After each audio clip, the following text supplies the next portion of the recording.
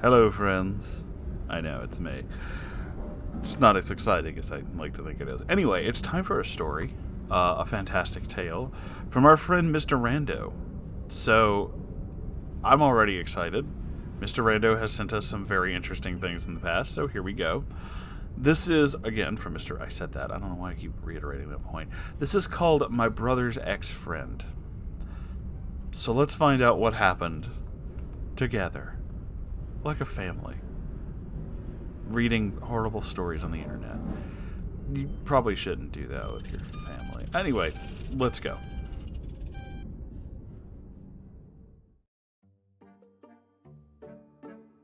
Hello, Moonhorse. Hey. And the fellow Moonherd. Before I tell the real story, I'd like to talk a little bit about Pam, the girl who barked in class. I know absolutely nothing about her personal life, but I do believe there's a decent chance that she's grown out of it and become a respectful, mature adult, like a lot of high school students. I, unfortunately, don't feel the same way about today's subject, who I'll call Hansy. I hope you understand by the end of the story, as his behavior was a lot more alarming than Pam's. Huge trigger warning for threats of things I'm not allowed to say on YouTube.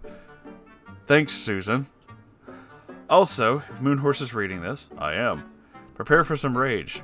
Oh well, I wasn't going to sleep today anyway.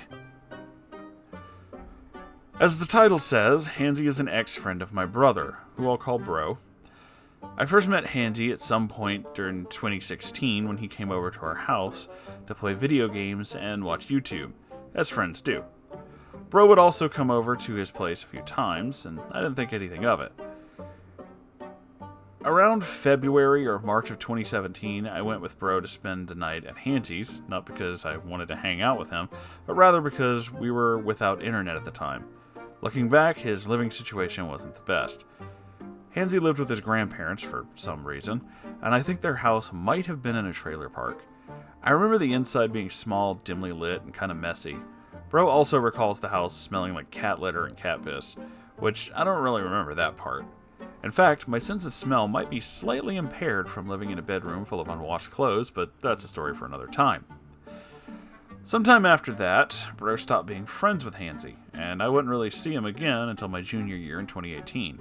Nothing too major happened that year, but we did share a Spanish class, and when Super Smash Bros. Ultimate came out, I'd play against him whenever I had my Switch on me. During this time, I considered Hansy a friend, especially during senior year in 2019, when I was seated next to him in computer applications class. Sometimes during this year, Bro told me why he stopped being friends with him. You see, there were rumors going around that Hansy had allegedly harassed and assaulted at least 13 girls, including a few that I was friends with. Bro told me all about this one time that Hansy attempted to follow his girlfriend down the hallway, and when she called him out on it, he told her, "It's just my dark side." As if he was an anime protagonist with a split personality. Oh. Bro also told me about this other time where Hansy told a girl something along the lines of, "If you don't have sex with me, can't say that on YouTube." Allegedly, when anyone called Hansy out on his bullshit over the internet, he'd cry to his grandmother, accusing them all of cyberbullying him. Needless to say, Bro had convinced me to disassociate with Hansy. During computer application class one day, I kind of gave him the silent treatment, promising myself never really to talk to him again. However, one day during lunch, I moved to another table where Hansy happened to be. Later that day, a friend of mine, who happens to be a girl, that Hansy told her that the reason why I stopped talking to him was because I hate him. He wasn't wrong about me hating him, but I really wasn't okay with him telling my friends about that. In fact, I have a suspicion that this might have been his attempt to drag me into some bullshit, or that he was trying to guilt her into doing him favors, even though she's not into guys. Later that day, in computer applications, I told Hansy why I stopped talking to him, telling him that I no longer felt comfortable talking to him after being told that he'd done some really bad things. His response? He told me that the rumors are true, and that he had done all those bad things. But I think that was when I tuned him out and focused on my work. I will give Hansy a little bit of credit for admitting his crimes, but I remember taking him referring to these events in the past with a grain of salt. I had a suspicion that he was going to tell me that it's all in the past and that everyone should just forget about it. Sometime later in the school year, I stopped seeing Hansy in class, or even in the hallways. I heard rumors going around that he'd been seeing the principal and allegedly a detective. Now, if you made it this far, you're probably thinking that this is the part where Hansy gets punished for the crimes he's committed. Well, prepare to be disappointed. I have no idea what exactly happened, but as far as I'm aware, nobody did anything. They even let him come back to class not long after. Furthermore, shortly after I graduated high school in 2020, I saw Hansy working at my local Walmart. And much more recently, Bro told me that he got another job at Dunkin' Donuts, and if he got fired from Walmart, it was probably because he was constantly late. As far as I'm aware, this is where the story ends. Sorry about the disappointing ending, but what can you do about it? Also, if Moonhorse is reading this, rip him a new one.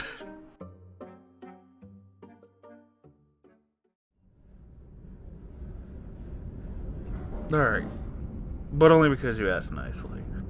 I don't know if it's better or worse that he just admitted that these horrible things he did are true. I mean, on one hand, at least we know, that this is what happened. But on the other hand, seriously, you fucking did this? You absolute piece of shit? Look, I can't say exactly what he did. You two won't let me. But I'm sure you can connect the dots. You're all very smart children, and you're capable of following certain patterns. Let's just say they're not good.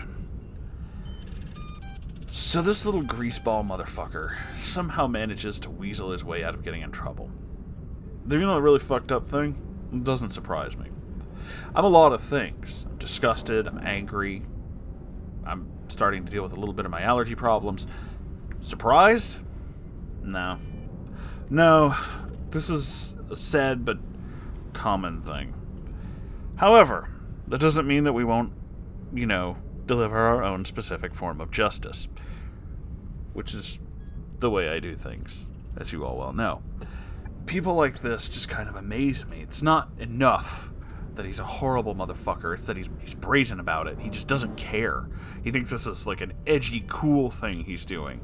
That he somehow should just be, it's just my dark side. You don't understand. It's like, motherfucker, you don't have a dark side. There's no such thing. You're just an asshole being a fucking asshole and acting like your different way of doing things is somehow going to make it okay that you still did these horrible things. You remind me of those motherfuckers who fake having certain disorders so they can get, internet points. Only somehow worse. I don't think you could get worse, but congratulations, you found a new low. What do I even say? What do I even say that you aren't already thinking? The kind of shit that you're all thinking together. I don't know exactly what he did. And on the other hand, maybe that's a good thing. Maybe I shouldn't know. Maybe I don't want to. God, it is just kind of, it speaks more to the failings of the judicial system around you that he could do these horrible things, literally be interviewed by someone investigating his case, and still manage to walk away. Which does raise the question whether he was lying about those things that he said he did, or if he actually did them and somehow just managed to get away with it. I don't know which is worse. I'll be honest with you. I don't know which is worse. The fact that he could get away with something that horrible, or the fact that he would think telling stories about something like that made him seem cool and interesting. I literally don't know what I would consider worse. They're both fucking awful. This is a hell of a ride. I don't know, man. I don't fucking know. But fuck this dude. Fuck him. Unfuck him.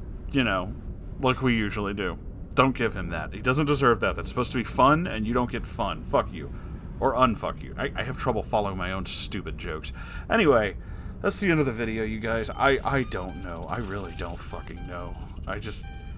Wow. Just fucking wow.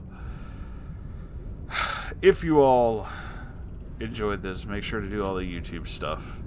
Even though YouTube doesn't let me explain things properly because Susan said that's not nice. I'm not allowed to talk about that. But either way, like, comment, subscribe.